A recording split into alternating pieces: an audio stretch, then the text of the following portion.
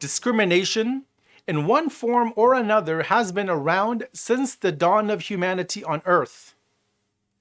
However, no form can be as evil as racism, using a person's skin color which they were born with to determine how you will interact with them and what you will allow them to do, or where they will be allowed to go or even live, and more. Today, we review the topic of the race card, divided along colors.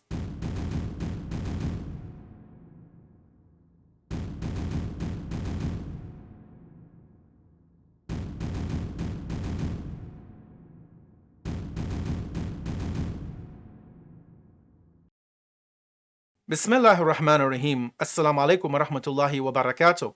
And welcome back to Ramadan Reflections for today, the 17th of the month of Ramadan, 2021. And today's topic of racism and the race card is one of obviously importance for all of us. We live in a society, unfortunately, that is ripe with racism.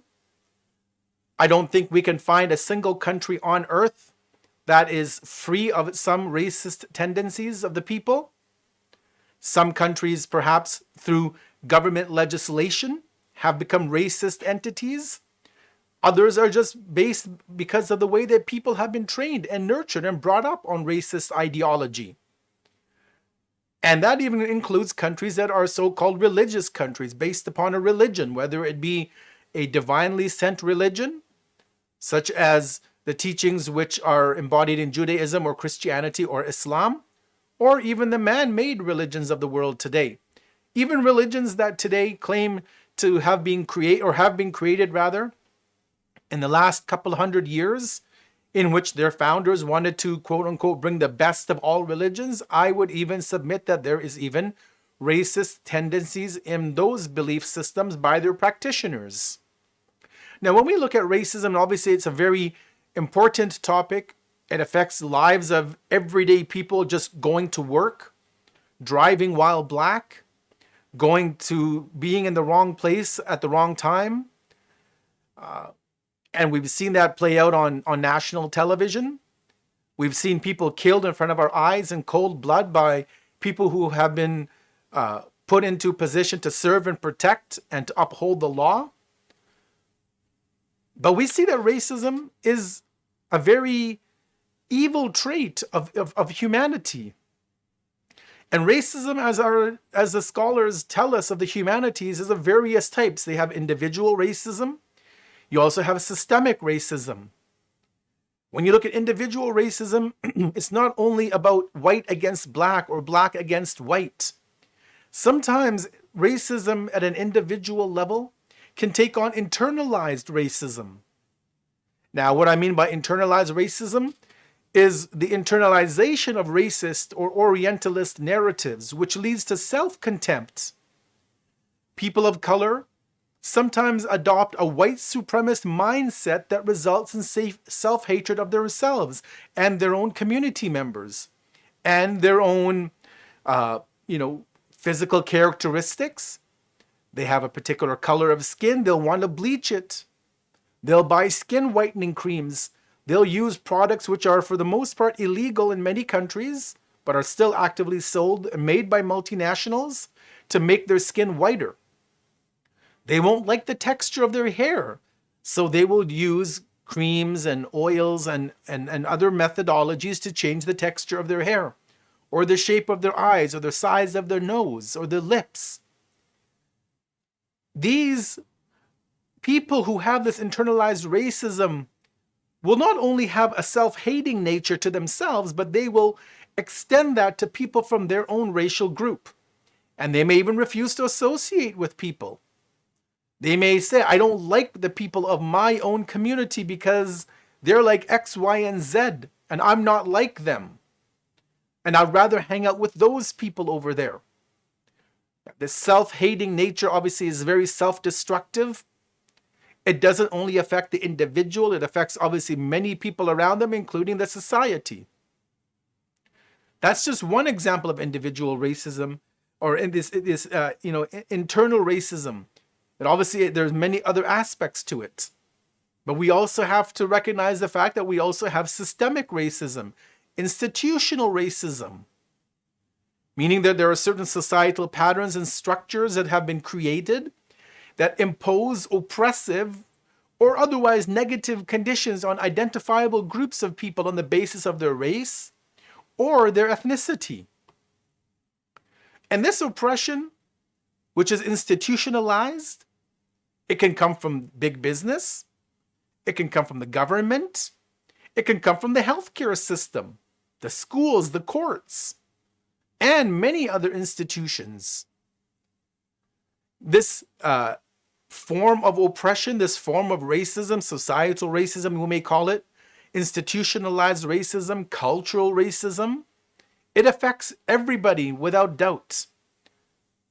Those who are in a privileged category of race, who have, for example, what we'd call, let's say in North America, white privilege,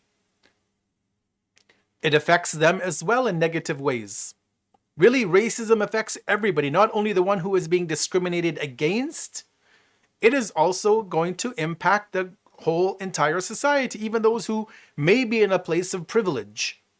And racism is not just a theory. It's not just a term you look up in a dictionary.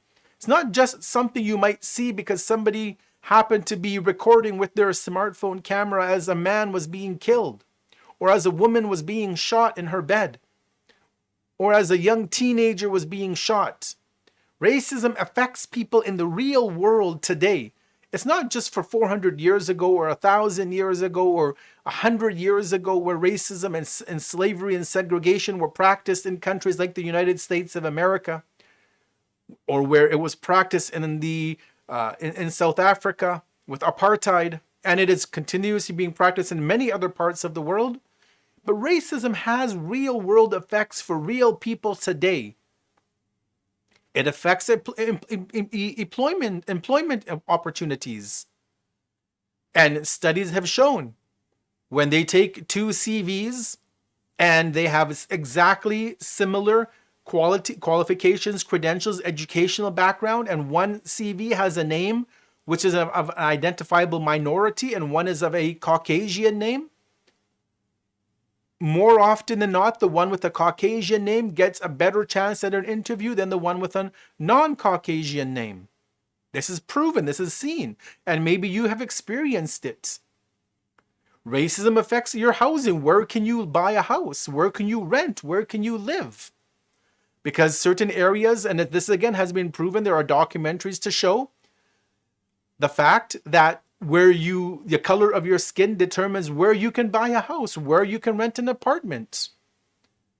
Healthcare is another challenge that people face because of racism, where people have been outright denied proper medical treatment and care because of the color of their skin. And I'm not talking about 100 years ago or 500 years ago. I'm talking about today in Europe, in North America, in Canada, in the United States. And obviously educational opportunities, because if you're limited to where you can live as a minority, then your children are now limited to where they can go to school. They can only go to schools in their local jurisdiction. And if that jurisdiction does not bring a lot of tax money back and revenue into the government budget, then guess what? Those schools will not be adequately funded. And so it becomes a cyclical racism from everybody in the society feeling it, down to the children who are in kindergarten. So what is the answer? Obviously, I'm over my time. I just want to conclude with a verse of the Quran and some points for reflection. But again, the answer goes back to the Quran. God tells us in chapter 30, Surah Ar-Rum, the chapter of the Romans, verse 22, أعوذ بالله من الشيطان الرجيم ومن آياته خلق السماوات والأرض واختلاف ألسنتكم وألوانكم إن في ذلك لآيات للعالمين. And among his signs is the creation of the heavens and the earth, and the diversity of your languages and colors. Surely in this are signs indeed for people who have knowledge of the facts in creation and who are free of racial and any other form of prejudice. So brothers and sisters in humanity and in Islam, we recognize again the fact that the Quran has the answers. Living in this ocean of corruption and deviation, seeing people being killed because of the color of their skin, the Quran shows us that a sign of the beauty in creation, the sign of the majesty of our Creator God, is the diversity in our languages and our colors. I conclude with a few points of reflection as we end for this blessed day of the month of Ramadan.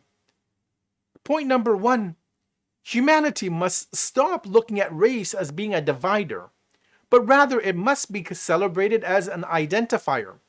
The same God that has created variety in foods, plants, animals, and their colors has also created each person unique. Point number 2, the variations in our race and the languages we speak adds variety to the life and ensures that our existence is not monotonous. Those who reflect on the diversity can better know God, through which we will get to know ourselves. Point number 3, now I conclude, the homogeneity of form or color in human beings is not compatible with the imitative innovation and originality which God employs in all that He does, neither in nature nor in His creation of humanity. God willing, tomorrow we will continue in this theme of discrimination and look at another aspect of the beauty of the Quran and its antidote to the evils and the problems of society. Until then, wassalamu alaikum wa rahmatullahi wa barakatuh.